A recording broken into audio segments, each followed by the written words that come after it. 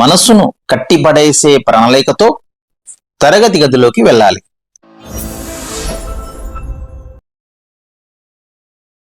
విద్యాలయాలు ప్రవర్తన కలిగించే కేంద్రాలు, పనిష్మెంట్నిచ్చే నిలయాలు కావు.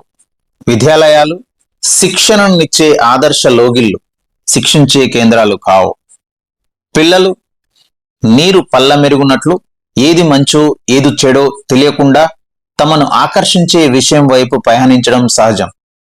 పల్లానికి ప్రవహించే నీరు లాంటి విద్యార్థులను తోటమాలి ఏ విధంగానైతే ముందస్తు ప్రణాళికతో నీటిని పంట చేల వైపు ఫలాలని ఇచ్చేటటువంటి చెట్లకు ఆసరాగా చేస్తాడో, అదేవిధంగా ఉపాధ్యాయుడు కూడా తోటమాలి లాంటివాడు.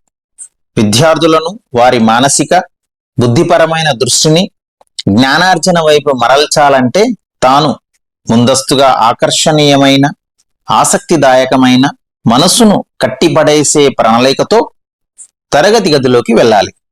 విద్యార్థులది అల్లరి వయస్సు కాబట్టి వారి దృష్టిని ఒకే లైన్ మీద స్థిరంగా ఉంచడం కష్టమైన పని. అందుకే ఉపాధ్యాయుడు అమ్మ మనసు కలిగిన వాడే తరగతి గది వాతావరణంను పూర్తిగా నియంతృత్వ ధోరణితో కాకుండా స్నేహపూర్వక వైఖరితో తన వైపుకు లేదా తనకు అనుకూలంగా సంసిద్ధం చేసుకోవాలి. తర్వాత మాత్రమే బోధన ప్రారంభించాలి. బోధన చేస్తూనే విషయాలన్నీ పిల్లలకు బోధిస్తూనే తరగతి వాతావరణం తనకు అనుకూలంగా మార్చుకుంటూ బోధన సాగించాలి.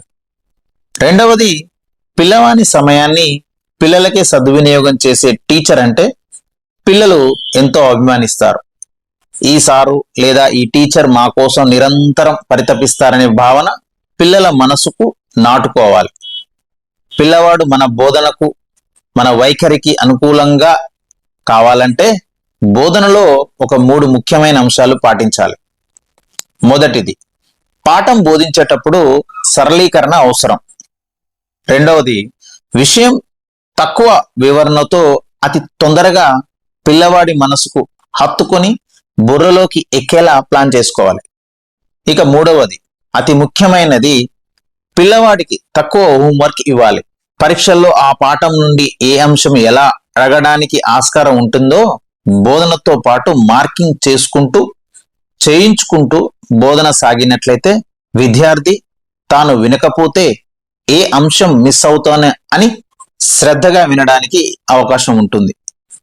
ఇంకోటి, ఇది ముఖ్యమైన అంశం, విద్యార్థి చక్కగా రాయాలన్నా బాగా చదవాలన్నా ప్రశంసించడం అనేది బాగా పనిచేస్తుంది.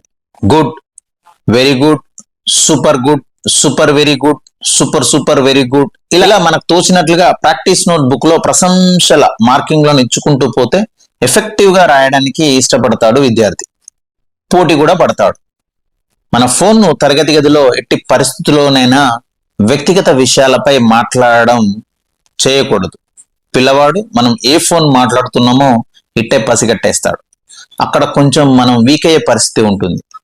పై విషయాలు దృష్టిలో ఉంచుకొని బోధనపై మనసు పెడితే పిల్లలు మనం చెప్పినట్లుగా వినడం అన్నది తప్పకుండా జరుగుతుంది. ఇది నేను ప్రాక్టికల్ గా అమలులో అనుభవిస్తున్న అనుభూతితో చెబుతున్న వాక్యాలు. శంకరయ్య మాదగాని.